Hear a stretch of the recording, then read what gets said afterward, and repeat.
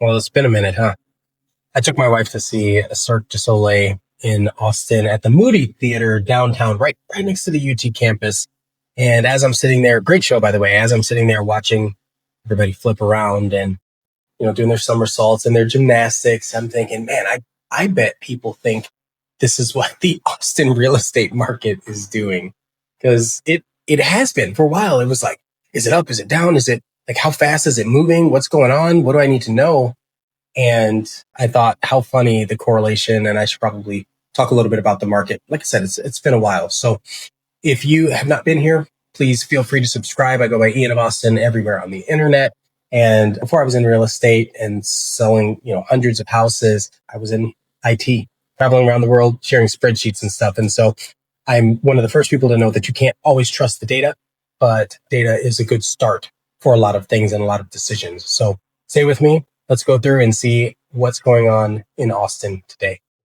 Over the years, we know that Austin's kind of had a roller coaster when it comes to the prices. Back in 2022, I know it's like saying that, it doesn't even seem that far away, but it was forever ago. It's so crazy. Years, like 3 years at this point. So, but our median sales at that time hit $508,000. And we're talking big picture. Okay, so we're zoomed out. We're looking at what's going on in greater Austin. So this includes the 5 counties that make up Austin. It's not just Austin. And we're only talking about resale single family homes and condos. That's important too. So we're not talking about, mobile homes and manufactured homes from pre-1978 or whatever the date is. We're not talking about apartment complexes or commercial. We're just talking about like where people live, because that's what drives a lot of the economy.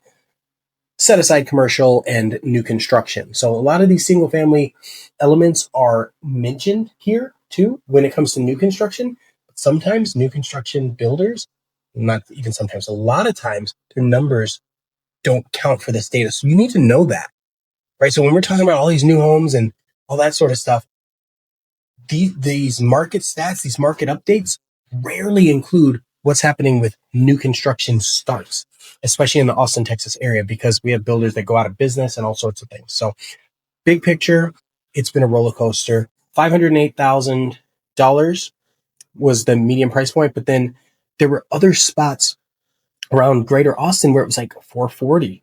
Okay. That was a couple of years ago. Right now, you look at price per square foot, it went from, $305 a square foot to $259 a square foot. The reason why that's important is because as realtors, we don't just want to look at the sales price. In fact, when I'm working with clients, the sales price is one of the last things that I actually care about. Most people, unless they're paying cash, care about the monthly payment. And in that is your insurance costs, your down payment, whatever your loan percentage, like there's all these other things. So when people are sitting there looking at the sales price, they're looking at the wrong information because you're not using that. I mean, sure, it might give you a baseline to start, but that's not telling you how much you're getting the house for. It's telling you a starting point, right?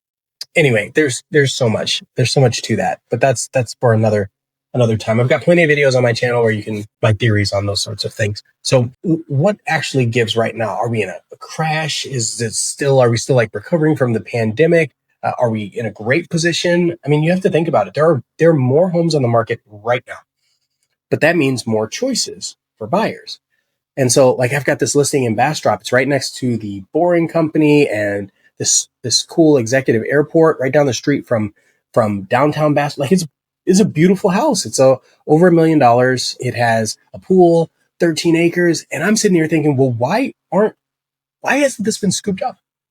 Like the human in me makes me think, what's going on with people where the people that do have the opportunity or the resources to be able to do that, like that's a great house. But listen, on the opposite side of the fence, I've got one in Round Rock that's $320,000. It's ready to go too. Like there's so many opportunities out there that we didn't have a couple years ago that are a reasonable price per square foot. And I remember everybody saying, hey, I wanted a deal. Well, now you've got it. The problem is you have to deal with these interest rates. But what do you think happens when the interest rates change? And again, we talk about that a whole lot. The Fed is supposed to be meeting again at the end of this month, at the end of October. And the anticipation is that they'll be dropping the rate again another basis point. And based on that, we might see mortgage interest rates drop again. We might. It might happen just before or whatever. So then we're also in this season of holidays. So the real question is, are people still moving? Will the interest rate spur even more movement? And how does that affect the sales price of the homes that you're looking at? If you're looking at a home right now, do you think that's going to be more or less likely that you'll be able to get it after this change happens? And that's just something for you to evaluate on your own. It's the same thing if you're selling. It's a very intimate thing when you talk through your particular scenario, because everybody's got a different one. Even though at the end of the day, it's like, is the money there or not?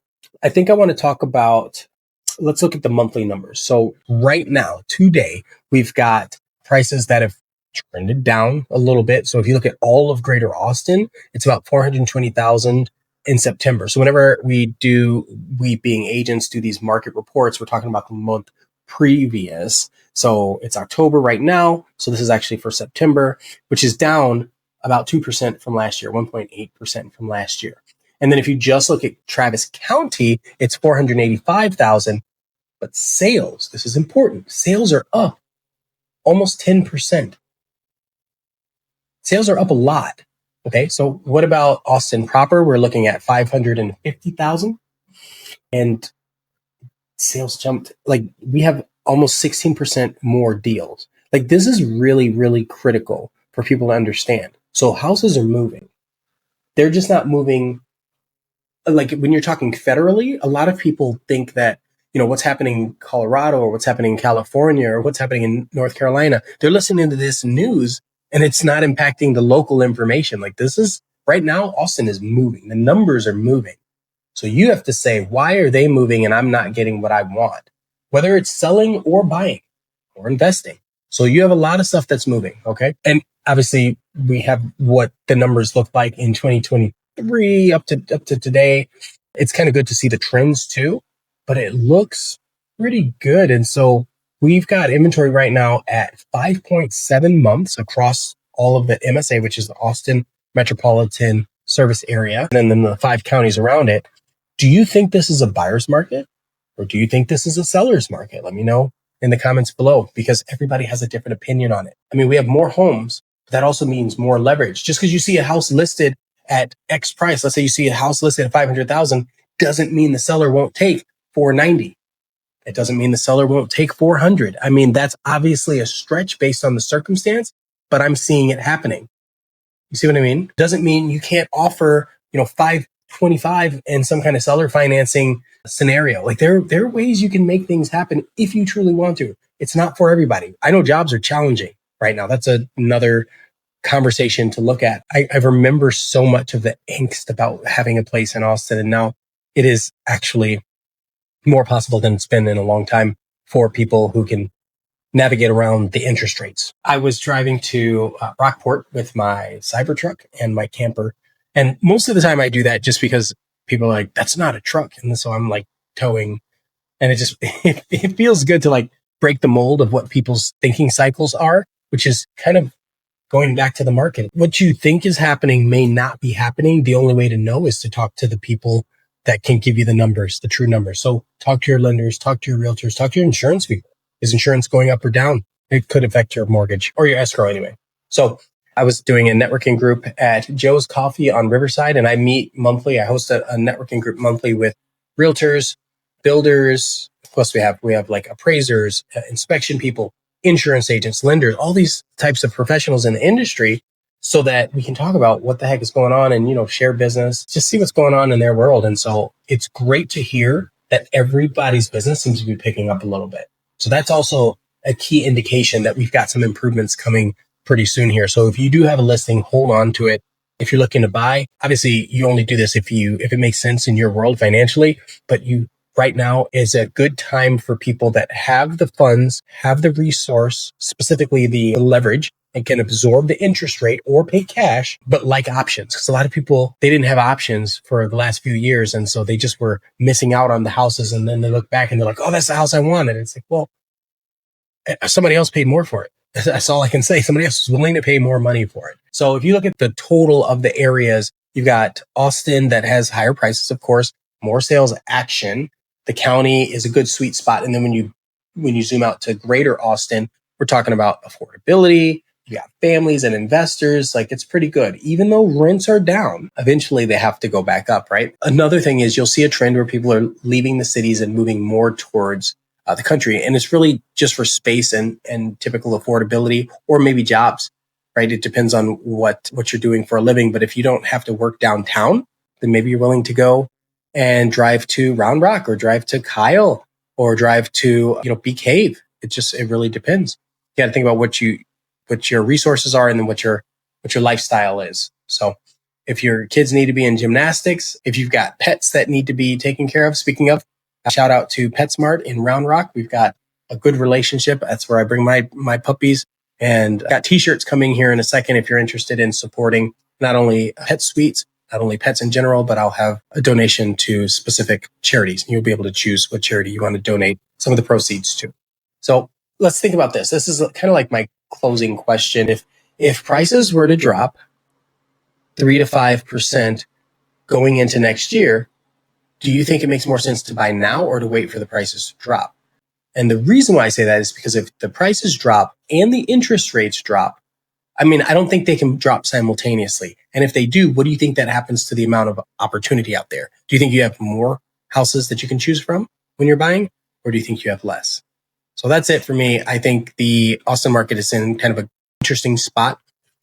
We knew this. We talked about this when there was a change in United States presidency. There always is. There's always a shift in the market. Usually it dips a little bit and then it comes back. And this is a cycle. It doesn't matter who the president is, right? But it's like an American psyche type cycle, a driven cycle. And so really think through that. And if this is your time, feel free to reach out to me. I'd love to be able to help out, hop on a Zoom call and go through a buyer consultation with you, or a listing consultation. I've got a couple in the next few days. So hopefully this was super helpful. I know it was long-winded, but the data tells its story, and we have to look at it. So I appreciate y'all. See you in the next video. Thanks so much. Take care.